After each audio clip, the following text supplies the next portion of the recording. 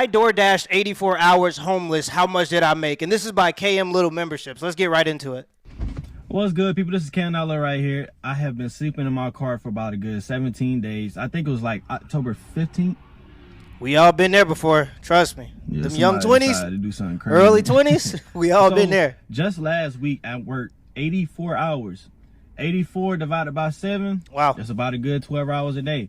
So this is the final thing, right? Since I worked 84 hours, I made $1,861.47. That's just Now, when you see divide, to me that's just not enough money. To me, that's just not enough money if you're working 84 hours. If you go and get a regular job, you're going to be getting or at least overtime with that 84 hours. So that's just not enough money to me. That's probably on average about $21 an hour, somewhere in there. And that's not a lot of money. And you got to take this into consideration. And I don't want to get too political here, but when Joe Biden was the president recently, they were talking about a recession and how we're not in a recession. And one of the indicators of that is the low level of unemployment. But you got to take into consideration a lot of that low level of unemployment were people doing gig economy jobs. So sure, they were employed technically, but they were certainly one flat tire away from being unemployed. One day where they couldn't afford gas to be unemployed.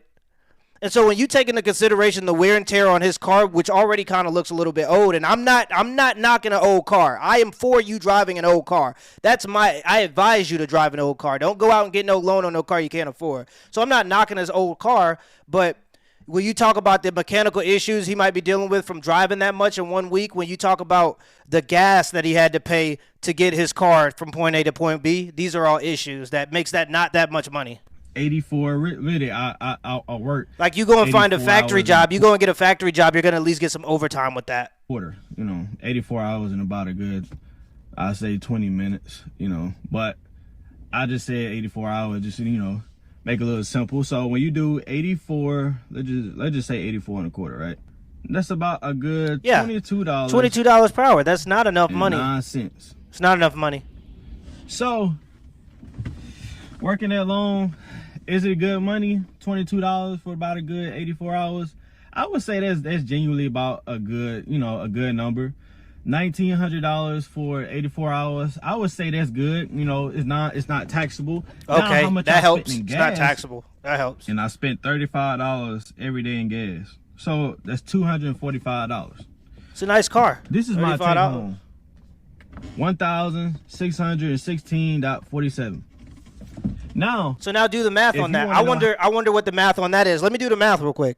Yeah, $1,616.47 divided by 84. He's looking at $20.47 an hour. And to me, that's just not enough money, especially when you got an older car. You should be driving that older car to a factory job where you can at least get some overtime pay if you're going to be working that hard. But again, though, there's a lot of people in this new generation, especially Gen Z, that want to work on their own terms, and this is the price you're going to pay for it. You're not going to get paid as much that way. You may seem to have freedom, but $1,616.47. Now, if you want to know how many miles I drove just in that week, so the total amount of miles that I drove last week was 1,156.84. wow, he might as well be a truck driver. Now, is that a lot of miles? Yes. Do you need a reliable car? Yes. How many miles do my car have? My car has 259,000. Yeah. 250,000. Yeah, see, and that's the point that I'm trying to make. That's the point I'm trying to make here. How long does he have truly before he gets a type of issue with this car that's going to cost him all of the money he just made in that week? It's not really sustainable. It just went away. But during this right here, $1,900 for 84 hours a week, is it good money? I would say so. Now, is it manageable for like the average person? If you keep your bills and your overhead low, yeah, that's a good keep point. your overhead low, you wouldn't have to work this many hours all the time. Also, too, so I cherry pick, and I also have multiple apps. So I'm gonna show y'all what I made on each app. So on DoorDash, I made $656.01. On Uber Eats, I made $577. See, look. In net fare, he's making less money than what he's making in tips. So this guy's relying on tips, which is going to vary too much. If you want to have any level of consistency in your life, you can't have your whole life predicted on tips. And I actually think it's criminal how they have people making that little bit of money Of course, you get the option of tips, but that's just putting the burden on the consumer to pay the employees when the company is supposed to pay the employees. If you can't afford to pay employees, I don't think you should have that as a job. But again, people are signing up for the job. This is a grown man that chose to sign up for this job knowing how much the company actually pays him. But again, they're putting the burden on the consumer to pay their drivers, and that's a shame. And 40 cents.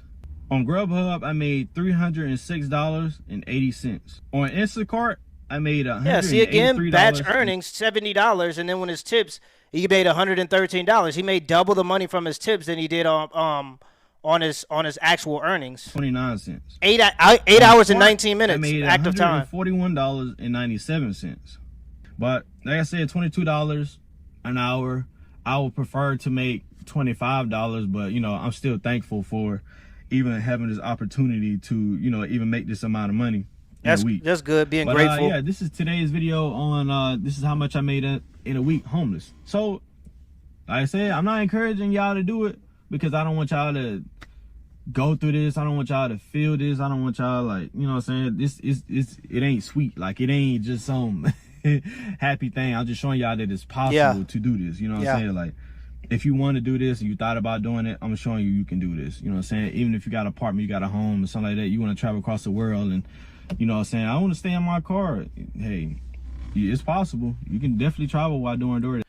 Yeah, I have to say I respect his idea of trying to stay frugal. I 100% respect it because it's not about how much money you make. It's more about how much money you save, to be honest. And if you look from your left to your right, 70% of Americans are living paycheck to paycheck. You have to understand that. People do not respect money in America. You have to live frugal. It's not about how much money you make. It's about how much money you save. There are a lot of people making plenty of money, but 70% are living paycheck to paycheck. So when you look and you in a room full of 10 people, 7 of them are paycheck to paycheck, and there's probably another 2 of them that's damn near close to it. So when you keeping up with the Joneses, trying to buy new cars and going out and getting car loans, which I respect them for not doing, get a cheap car, keep it clean. That's all you need in your early 20s. You don't need status symbols. But when you going out and getting these loans that you can't really afford, paying $900 a month is what I'm seeing some people paying for their cars. And I'm seeing loans going up to 7-year loans, which is crazy to me. You paying $900 a month for 7 years trying to keep it with the Joneses, not really understanding that the Joneses are actually broke. So there are a lot of Americans living paycheck to paycheck, and it's because they don't respect their money. You have to see your money as your life force. You have to see it that way because you exchange your life, your time for money. So when you get separated from your money easily, whether it be a nice, flashy, new, shiny car or whether it be a nice, new, shiny pair of shoes or some jewelry or whatever it may be, you got to understand that that's your life force that you're giving up for that. You have to respect the peace of mind that having money set aside gives you more than you want the thing that you want to buy. And once you start saving money, you do generally get that respect. But this guy, because money is your life force, I think that his time would be well spent at a factory. He should just go ahead, take his nose piercing out, go to a factory, get some overtime pay for all the hours that he's willing to work. Or if he's really clean cut like this and he's well spoken, how he's doing it on YouTube, he could go to a car lot and start selling cars. Quick way to make good money if you're just dumb as a box of rocks.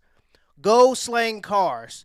Every person that comes in to go get you a polo, get you a pair of khakis, every person that brings their butt into that car lot, your butt is out of your seat and you're going to greet them. You're walking through the parking lot in 100-degree weather in Texas to go, hey, sir, are you looking for anything? You know they're there to buy a car. You're there to sell cars, right? So if you're actually active and not just sitting there chatting, drinking coffee, talking to other people in the office, you can make a lot of quick money just doing a car salesman's job. Now, it is stressful, so it's not very much longevity there. If that's not something you want to do in the long run, fine. But it's a quick way to make 6 figures if you didn't go to college or if you don't have any trades or applicable skills, right? So that's just some advice for him. He could just go to a factory, go get that overtime pay, go to a car lot, start slanging wheels and deals, baby. Start slanging wheels and deals. But outside of that, he got a good work ethic, and in your early 20s, that's the factor that's going to separate you the most. And he might not notice it now, but it will separate him in about 5 to 6 years.